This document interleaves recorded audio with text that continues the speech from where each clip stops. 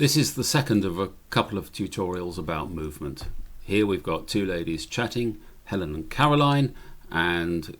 Caroline leaves the scene. How do we cover that? Here are the shots again, first of all. The Master 2 shot. Must go and tell the rest of the staff that you're a famous radio star. Oh, do you have to? Catch you later. Here is the over-shoulder shot favouring Helen. Must go and tell the rest of the staff that you're a famous radio star. Oh, do you have to? Catch you later. Cut. And lastly, Caroline's single. Must go and tell the rest of the staff that you're a famous radio star. Oh, do you have to? And cut. So let me show you how I'd put those three shots together. I'm first of all going to put down the Master 2 shot. There it is. Let's mark it in its entirety from the beginning to the end and plonk it down on the timeline. So let's first of all put Caroline's speech down. Must go and tell the rest of the staff that you're a famous radio star. Right, so I'm going to take it up to the point that she starts moving across Helen's shot, because after that point this shot becomes ugly. So all I need to do is get her eyes away from Helen and start moving. So that will be my limit there. So I've got 2 points. Now I want to match that, her exit, to this. Let's just see. Famous radio star. Oh, so this bit of audio waveform is star. So I'm going to try to go at the end of star. So I'm going to mark an out there. Now, as I've got an in and an out marked on the source, and only an out marked on the sequence, it will still do an edit, but it will match the outs, because the out is controlling this rather than the in. It may extend the edit backwards, or it may indeed leave a little bit of the 2 shot remaining. Let's see what it does. It's extended the edit. So I've got all of Caroline now. Must go and tell the rest of the staff that you're a famous radio star. Oh, do you have to? Catch you later. Not so bad. Let's have a look at this frame by frame. She's on the move and sort of a little bit of double action. We can cure that double action by tightening.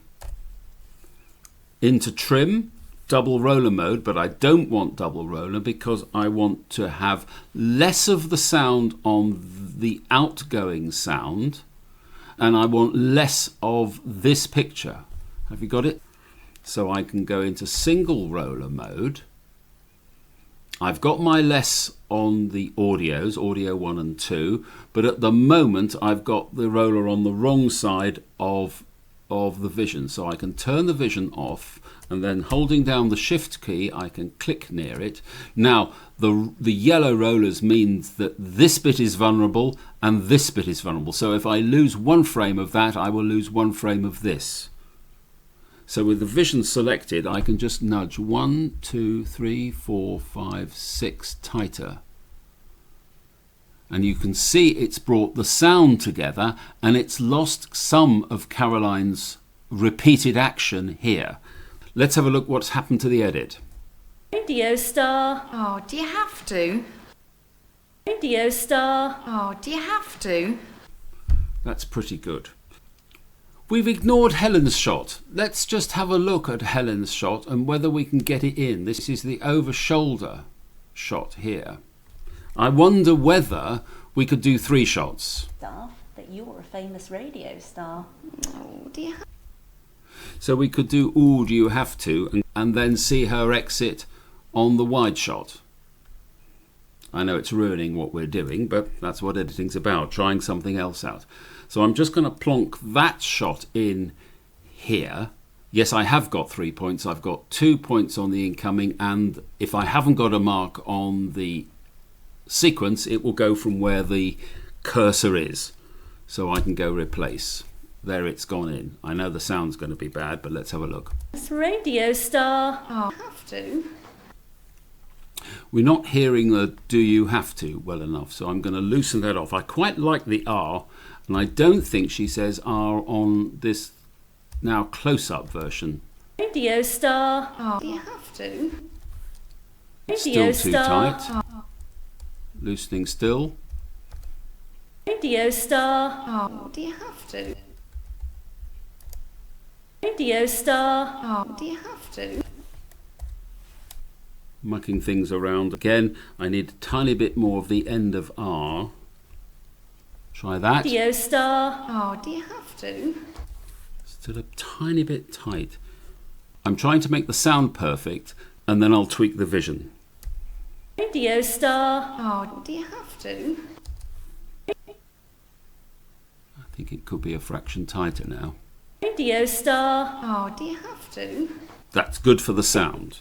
Now I'm going to look at the vision. I haven't actually been concentrating on the vision. What have I done to it? Radio star. Oh, do you have to? Oh, it's not bad.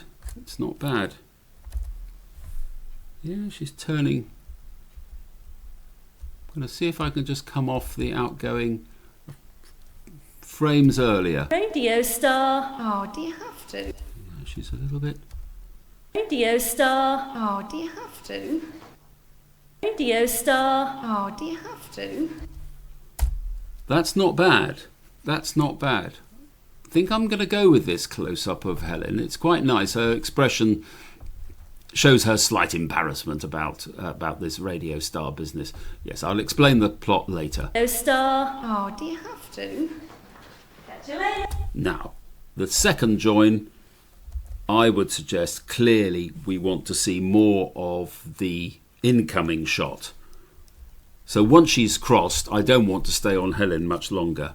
So keeping the same timing, I'm just going to roller it back a bit. Have two. Looking at eyes now.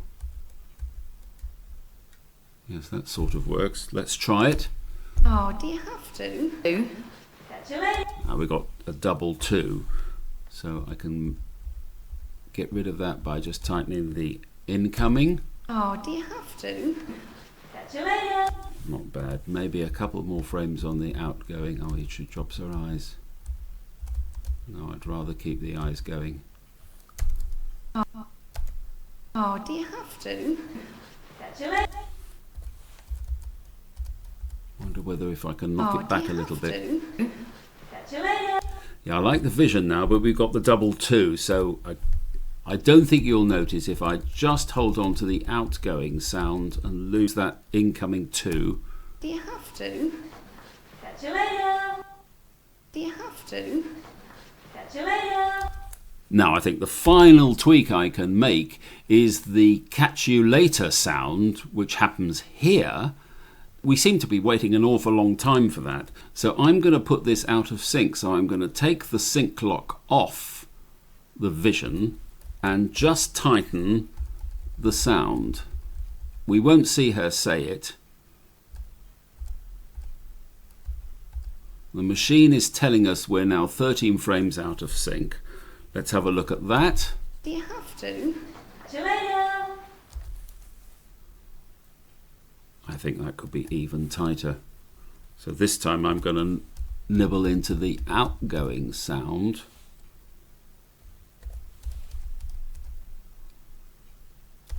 Oh, do you have to? Catch you later. That's better. Oh, do you have to? Catch you later. We can't see her say catch you later, so I'm not going to worry about the fact that we are 16 frames out of sync. So here is the whole of the edit. Must go and tell the rest of the staff that you're a famous radio star. Oh, do you have to? Catch you later.